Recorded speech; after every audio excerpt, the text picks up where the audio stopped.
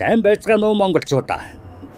Намайг хараад бахаа гэблийг та бүхэн сууд мэдж байгаа. Хүмүүс биднийг бохир заваан гэж ярьдаг л да. Гэхдээ төв цэвэрлэх байгууламжид ирж байгаа энэ бохир бол ахаа миний ч зүрх үхэж зүгтахаар тийм аимшигтай бохир байна шүү дээ. Хүнсний үйлдвэрүүдээс ирж байгаа бохирдол гэдэг чинь ёстой нөгөө хангааж унамаар аймаар зүйл байна шүү дээ. Зүгээр л бод доо. Үйлдвэрүүдээс ирж байгаа тэр их бохирдол нь нийт төв цэвэрлэх байгууламжид ирж байгаа ачааллыг 2-3 дахин нэмдэг юм байна. Арьс шир, ноос ноолдурын үйлдвэрүүдийн үс ноос, химийн бодис, дээр нь эмэст орчмын ядалгааны газруудаас цус, сэвс, өөх тус гэх мэттэй хаягдл ус ирдэг. Энэ бол зүгээр нэг бохир биш. Технологийн горим алдагдуулдаг хор юм. Хөөе зарабад үйлдвэрүүд дэргэдээ урдчлан цэвэрлэх байгууламжтай байх ёстой. Уул нь нэг үе бодвол эхнээсээ хаягдад усаа урдчил цэвэрлээд явуулдаг болчиход байгаа ч цаана нь дахиад 70 үйлдвэр байна. Тал шүү дээ. Эдгээр үйлдвэрүүд бүгдээрээ стандартад нийцсэн хэмжээнд хаягдад усаа цэвэрлээд явуулдаг болчихвол ус тойрсон маш олон асуудлыг шийдэхэр байна. За бас нэг асуудал байна. Ирвэд маань суул туурдууга юу таарснаад хийж штт.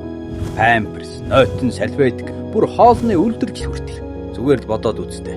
Өдөрт дунджаар 1500-аас 1600 кг механик хог хэвлэл ирдэг. Та нар үүнийг усан дуустдаг гэж боддог юм уу? Үгүй шүү дээ.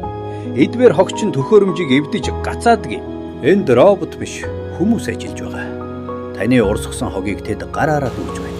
Энэ төв цэвэрлэх байгууламж 62 жилийн настай. Одоогоор Улаанбаатарт байгаа цорын ганц цэвэрлэх байгууламж. Ачаалс нь аль хэдийн хэрээс хэтэрч зогсоход ойрхон болчиход байна. Зогсвол юу босхийг бодохоос ч аймаар байна. Уул нь өөр нэг шин цэвэрлэх байгууламж баригдаж байгаа л да. Гэхдээ энд ирж байгаа энэ их бохирдод хаягдлаа багасгахгүй бол энэ цэвэрлэх байгууламж ч ажиллах боломжгүй болох нь шүү дээ. Тиймээс бидний чадах хамгийн энгийн зүйл бол хогоо хогийн савндаа л хий. Цэвэрлэх байгууламж ачааллаа дийлэхгүй болохоор стандартанд хүртэл цэвэрлэж чадахгүй усыг туул гол руу нийлүүлэх аюултай. Тэр голын усаар бид эргээд ундаална гэд боддоо. Энэ бол бидний ирээдүй. Бидний эрүүл мэндийн асуудал шүү дээ. Гэхдээ ийм аимшигтай ирээдүй биднийг угтахгүй гэдэгт итгэж байна. Энэ их бохирдолтой усыг урдчлан цэвэрлээд сайхан цэнгэг усыг туул гол руугаа нийлүүлж байгальдаа ээхтэй амьдарч ариун их цэнгэг усаа ирээдүй хойч үедээ үлдээх боломж байна шүү дээ. Ахаа би ч яг энэ ус цэнгэг биш байсан ч болж байна. Харин монголчууд та бүхэн цэвэрхэн голоос цэвэр усаа уух хэрэгтэй үстэй.